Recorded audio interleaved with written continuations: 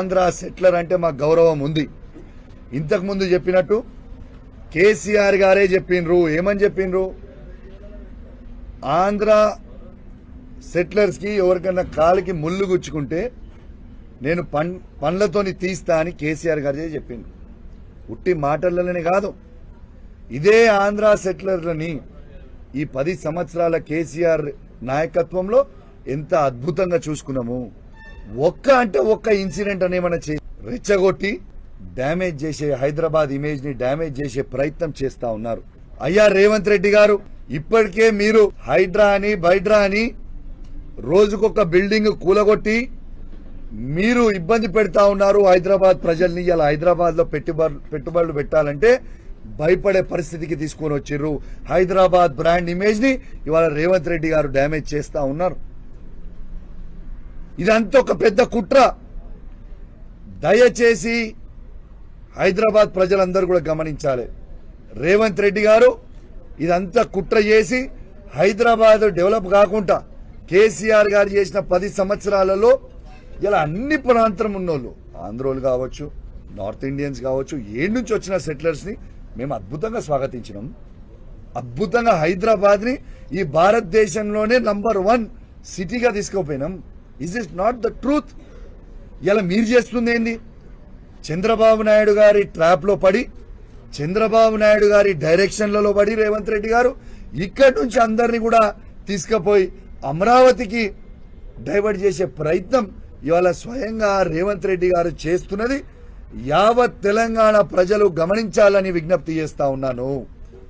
ప్రత్యేకంగా హైదరాబాద్ ప్రజలందరినీ కూడా గమనించాలి అని నేను విజ్ఞప్తి చేస్తా ఉన్నాను. హైదరాబాద్ ని ఎంత డ్యామేజ్ చేస్తున్నారో ఒక్కసారి మీరు గమనించాలి అని నేను విజ్ఞప్తి చేస్తా ఉన్నాను.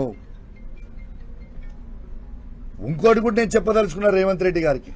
రేవంత్ రెడ్డి గారు, మీకు నేను ప్రత్యేకంగా ధన్యవాదాలు తెలియజేస్తా ఉన్నాను. ఎందుకు తెలుసా? ఇవాళ కన్నా మీ స్థాయి ఏందో మీరు తెలుసుకున్నారు. ఎందుకంటే నిన్న రేవంత్ రెడ్డి గారు ఎవరి స్థాయికి దిగిపోయిండు? కౌశిక్ రెడ్డి స్థాయికి దిగిపోయిండు. ఇలా కాంగ్రెస్ ప్రభుత్వం ఉన్న మంత్రులందరూ, ఎమ్మెల్యేలందరూ ఎవరి స్థాయికి దిగిపోయారు? కౌశిక్ రెడ్డి స్థాయికి దిగిపోయారు. ఇలా ప్రభుత్వం మొత్తము ఒక కౌశిక్ రెడ్డి గారికి, కేసీఆర్ గారి శిష్యుడైన కౌశిక్ రెడ్డి గారి స్థాయికి దిగిపోయాను. రేవంత్ రెడ్డి గారు, మీ స్థాయి ఏందో ఇవాళ నుంచి మీకు కేసీఆర్ గారు, కేటీఆర్ గారు, హరీష్ రావు గారు అవసరం లేదు. ఇక కౌశిక్ రెడ్డి వాజెస్ రేవంత్ రెడ్డి చూసుకున్నావు కదా, రెస్పాండ్ అయినావు కదా, నా సంగతి ఏందో చూస్తా అన్నావు కదా, నా సంగతి ఏందో చూస్తా అన్నావు కదా. చూడు ఏం చేస్తున్నావు నా సంగతి. నేను ఆల్రెడీ హత్య చేయించే ప్రయత్నం చేసినావు, మళ్ళా రేపు నన్ను హత్య చేయిస్తావు కావచ్చు, నీ దగ్గర అధికారం ఉంది కాబట్టి. I'm ready to die for Telangana.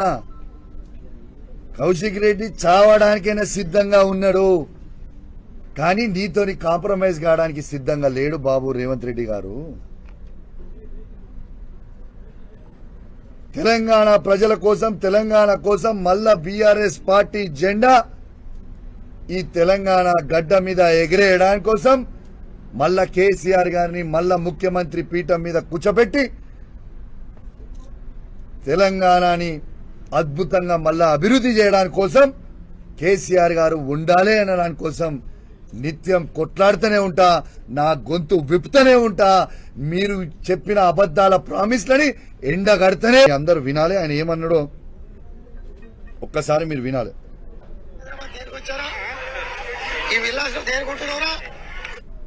మళ్ళా వినిపిస్తే ఒకసారి వినాలి ప్లీజ్. కరీంనగర్ నుంచి హైదరాబాద్ దేనికి వచ్చారా? ఈ విలాసం దేనికుంటున్నారా? ఏమంటుండు? కరీంనగర్ నుంచి నువ్వు వీడికి ఎందుకు వచ్చినావు, నువ్వు ఈ విల్లాస్ లో ఎందుకు ఉంటున్నావు? ఆ భాష కూడా నేను అనలేను. నేను అనలేక కాదు, అరే గాంధీ, తురే గాంధీ, ఏంద్రా పోరా నేను కూడా అనొచ్చు. కానీ మా నాయకుడు కేసీఆర్ గారు మాకు సంస్కారం నేర్పించింది కాబట్టి నేను అంటలేను. నీకంటే ఎక్కువ మాటలు తిట్టొచ్చు, నేను అంటలేను. ఇవాళ కరీంనగర్ నుంచి నువ్వు ఎందుకు హైదరాబాద్కి వచ్చి ఉన్నావు అని నేను అనలేదు, గాంధీ గారు అన్నాడు. ఇది లైవ్ గా మీడియా సాక్షిగా యావత్ తెలంగాణ ప్రజలు మొత్తం కూడా వినేలాగా ఇవాళ లైవ్ నేను చూపించిన. దాన్ని వక్రీకరించి ఏమంటున్నాడు? నేను తెలంగాణలో ఉండదు, ఆంధ్రోళ్ళని నేను తిట్టినా అని. ఆంధ్రలో నేను అన్నా అని ఎందుకే మీరు రాజకీయం? నేను మీకు చెప్తున్నా, హైదరాబాద్లో ఉన్న ప్రతి ఆంధ్ర సెటిలర్కి నేను చెప్తా ఉన్నాను, నేను నిన్న అన్నది గాంధీని అన్నా. గాంధీయే స్వయంగా ఏమన్నాడు? గాంధీకి కౌశిక్కి ఇది వ్యక్తిగతం అన్నాడు. ఎస్, నేను కూడా వ్యక్తిగతంగా గాంధీని అన్నా.